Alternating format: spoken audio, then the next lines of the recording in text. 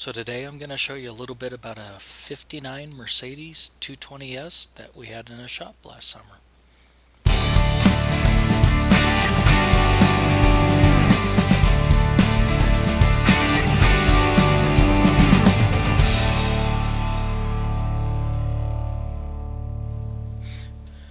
So this car is a one family car. So I guess the current owner's mother bought it originally, and 200 some odd thousand miles on it, but the engine's been rebuilt, recent repaint, and interior work a little while before that. But beautiful car, runs and drives pretty well.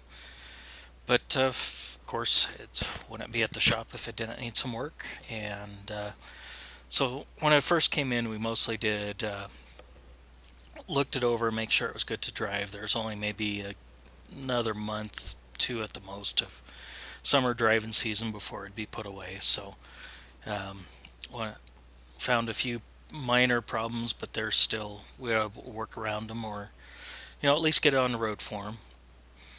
And of course, we topped off a bunch of fluids and changed some others and checked all the plugs, new plugs in it. One thing we did find when it came in is one of the accelerator pumps had a small leak in it, and for some reason the diaphragm had pulled down inside the carb a little bit and caused a little bit of a squirt outside the carburetor when using a throttle. So that was just a little bit of disassembly. Everything was still pretty pliable. I think the carbs are fairly recent rebuild on them, so that's how we were able to get it reassembled and ready at least for what was left of summer for them. So a Mercedes like this is a inline six-cylinder with dual carburetors, kind of a split manifold setup that goes into a signal exhaust, but 4-speed on the column, which is very nice shifting transmission for it is in the 50s. Overall, it's a very nice drive. The suspension's real soft.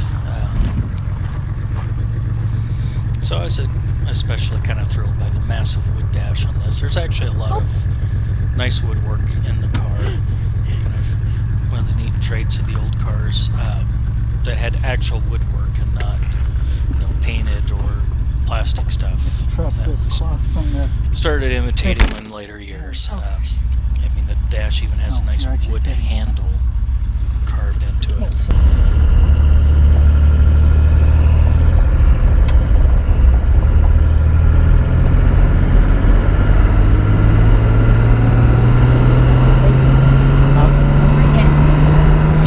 this car would have originally had the hydraulic clutch installed on it. It was kind of a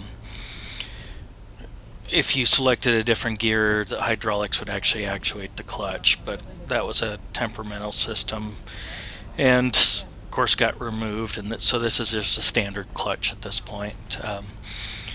The 4-speed was kind of interesting when it first came in.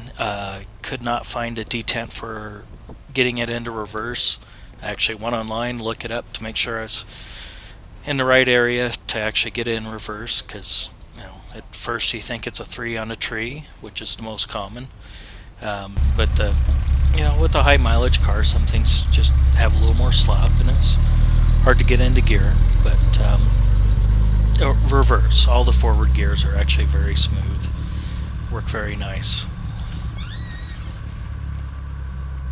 So, and of course, I was busy enough, I never got posted any video on this car, but it is actually back in the shop now to actually get a rear differential seal, exhaust put on it, and we might even go through the carburetors while it's in. But yeah, I just thought I'd get this out there. I might show some more on the actual work being done, and then hopefully have it ready for them to enjoy this summer.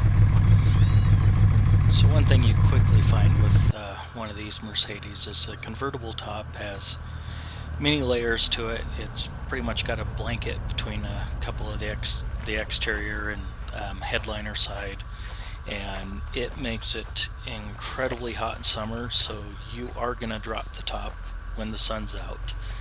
But I guess that's part of the point of having it, and I imagine it makes it much more tolerable to have a car like this in the winter.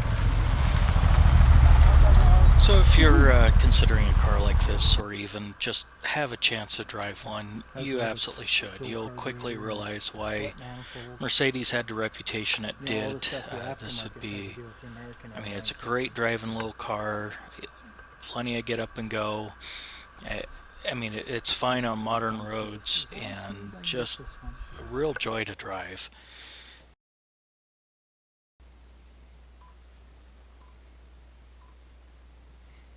And thanks for watching.